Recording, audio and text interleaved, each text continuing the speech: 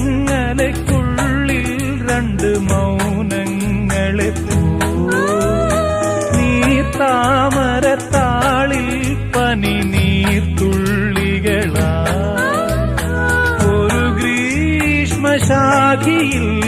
വിടരും വസന്തമായി പൂത്തുലഞ്ഞ പുളകം നമ്മൾ പൂങ്കാറ്റിനോടും കിളികളോടും കഥകൾ ചൊല്ലി